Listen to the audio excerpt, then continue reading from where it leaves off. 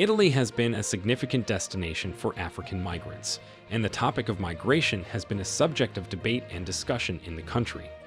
The migration issue has taken on a harder political edge in Europe in recent years, with the rise of nationalist anti-immigrant parties in several EU countries, including Italy, Sweden, and the Netherlands.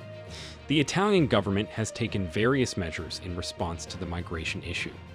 In this video, we are going to be sharing with you what the Italian Prime Minister, Giorgia Meloni, had to say on this matter. We will also tell you what she said about France. So, make sure you watch this video till the end to get every detail.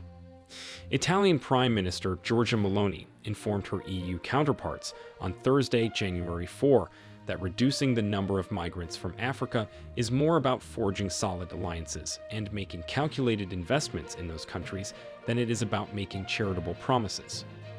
At a year-end news conference, Meloni informed reporters that while the December agreement on the EU's Migration and Asylum Pact improved matters for Italy and other asylum-seeking nations, it did not provide a solution to the growing number of migrant arrivals.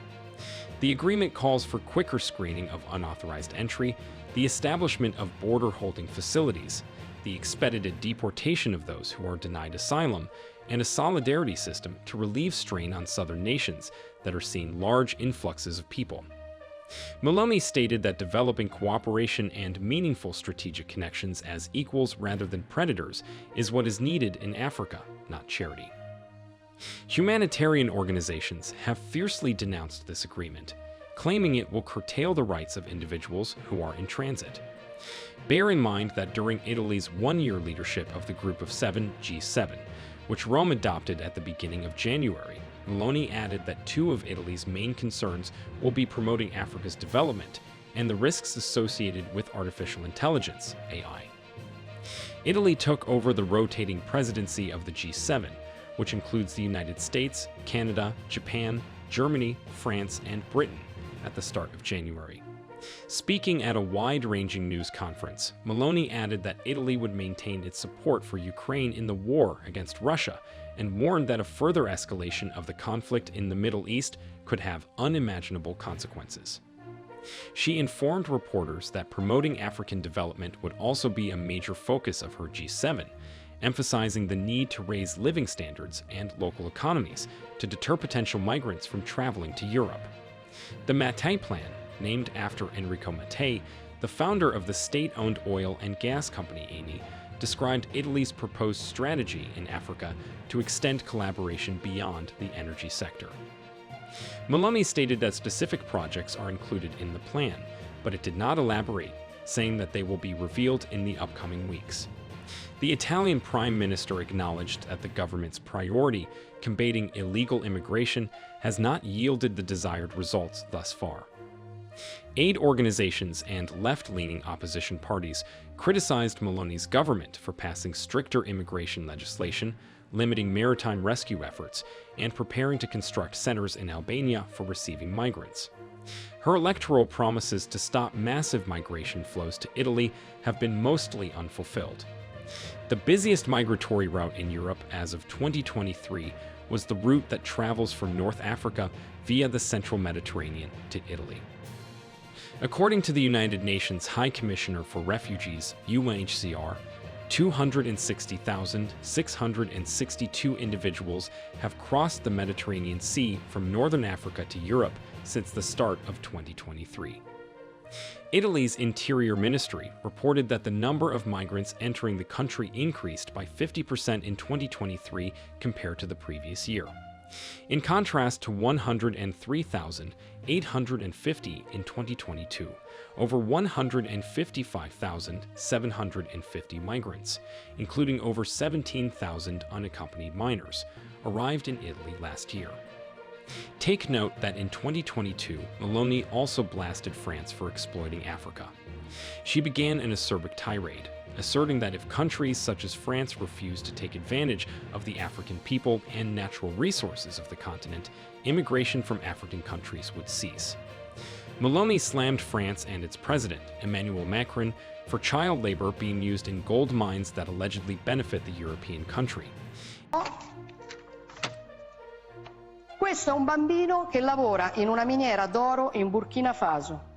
Il Burkina Faso è una delle nazioni più povere del mondo. Per il Burkina Faso, che ha l'oro, la Francia stampa moneta coloniale. In cambio pretende che finiscano nelle casse del tesoro francese il 50% di tutto quello che il Burkina Faso esporta. Meloni highlighted the use of the CFA franc, a currency printed by France for 14 African countries, which she described as a colonial currency used to exploit African nations' resources.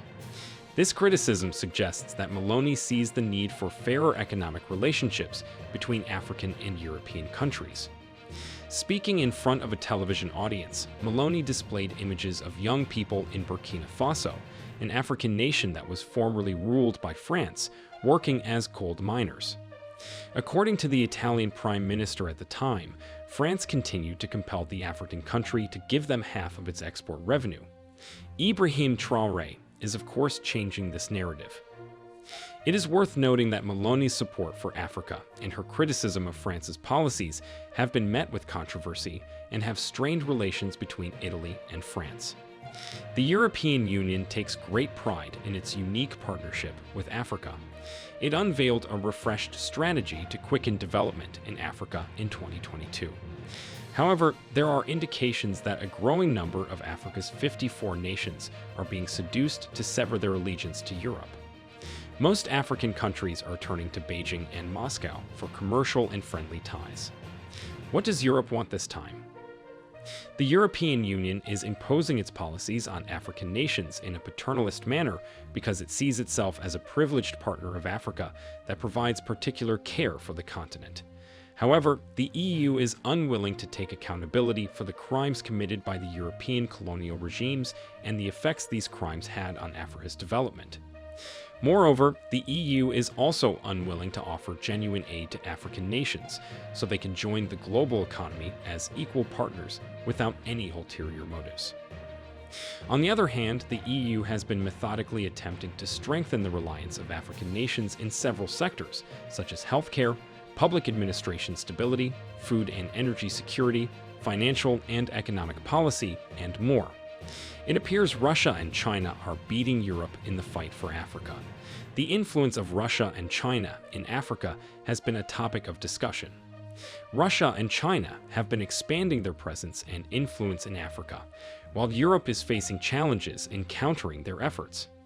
African leaders have expressed disappointment at the perceived lack of interest and engagement from their European counterparts. Russia has been increasing its trade relations with African countries, particularly in the areas of arms sales and energy cooperation. It has been reported that Africa imports more goods from Russia than it exports to the country. Russia's involvement in Africa is not limited to economic ties, as it has also established military partnerships and bases in some African countries. A mixed record, with positive and negative aspects, has characterized Russia's engagement in Africa. While there have been instances where Russia has taken steps forward in its involvement on the continent, it is also true that there have been setbacks and challenges along the way. It has reopened embassies, signed bilateral agreements, and engaged in high-level visits. This demonstrates Russia's intention to strengthen its ties with African nations. It has shown interest in energy, mining, infrastructure development, and agriculture. For example, Russian companies have been involved in mining projects in countries like Zimbabwe, Burkina Faso, and Angola. There are several reasons why different nations find Africa appealing.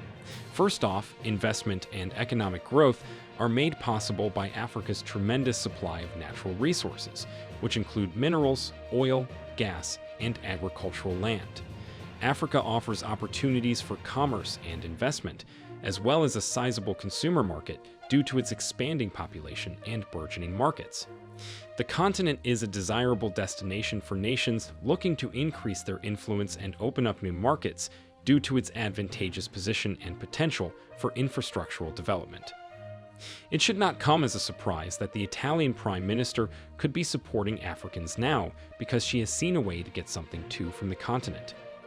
Meloni's government says it is open to legal immigration to help plug labor gaps in Italy, which has one of the world's oldest and shrinking populations. Do you think Italy is doing all this for a just cause? Let us know what you think in the comments. Do not forget to like this video and subscribe to the New Tourist channel. Turn on notifications too, so you get notified whenever we upload videos like this. Thanks for watching, and see you in our next video.